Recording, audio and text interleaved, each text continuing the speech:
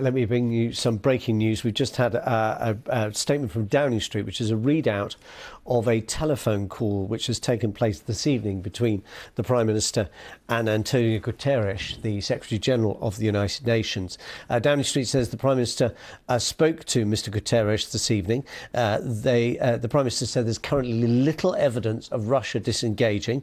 They agreed any invasion of Ukraine would have catastrophic and far-reaching consequences. The leaders reiterated states' responsibility to respect the sovereignty and territorial integrity of UN members. The Prime Minister and Secretary General also reaffirmed the importance of all parties working in good faith to implement the Minsk Agreement. That's the rather short and not very detailed agreement that led to the ceasefire in eastern Ukraine back in 2014, but very little of it has actually been implemented so far.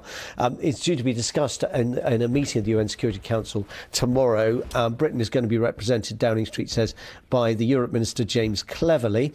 The two men agreed to continue working closely together to pursue an urgent diplomatic resolution and avert a disastrous military escalation and a humanitarian crisis. That's the readout from Downing Street of what the two men talked about. Well, let's talk now to Dr. Liana Fix. Liana Fix is a resident fellow at the German Marshall Fund, a non-partisan US-based think tank. Dr. Fix, thank you very much for joining us this evening. No great surprise in what the UN Secretary General and the Prime Minister had to say, but again a reference to the Minsk Agreement.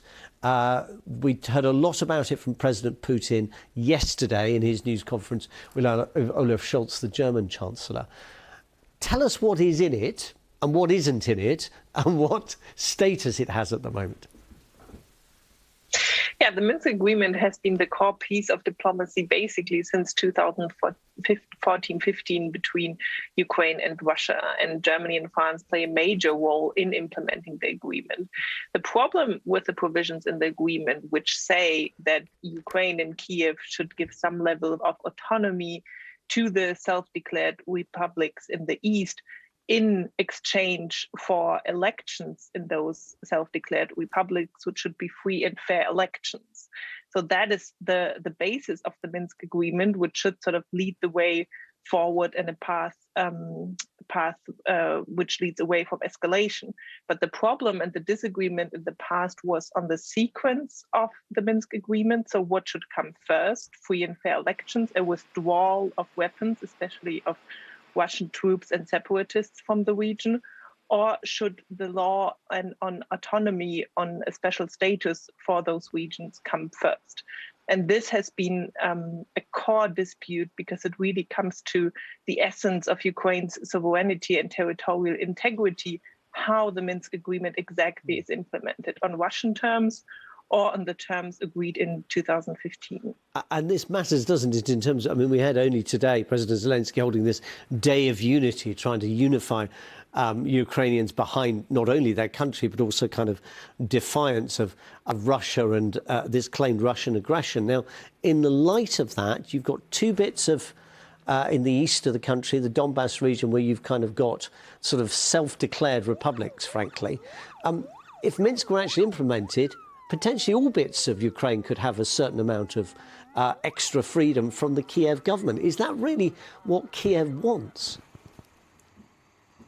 I mean, depending on how exactly it is implemented, it could lead to a federalization of Ukraine. And that is very much the concern of Ukraine, that this would give Russia, especially through the eastern self-declared republics, a lever to influence and leverage to influence Ukraine's development and basically prevent Ukraine's orientation towards the West through this leverage if Ukraine becomes a more federalized state. So for Ukraine, and this is domestically a very heated debate, the Minsk Agreements are for many people in itself a sign of capitulation towards Russia in whatever form they might be implemented, which makes in turn the challenge for Zelensky and for Kiev to propose draft laws to make progress in the implementation of Minsk so difficult. Do you think we have passed the most dangerous point, or is it still a serious possibility that Russia could take military action in Ukraine? I don't think we have passed the point. Russia has decided not to invade now.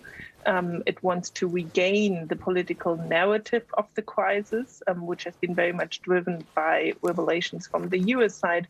But it is certainly not deterred for good. So it will try to achieve its aim to regain political control over Ukraine with all instruments available. And the window for in the military action, but also for diplomacy, is still very much wide open as long as all the military equipment is still in place and still could lead to an escalation within hours or days. Dr. Liana Fix at the German Marshall Fund, thank you very much. Thank you.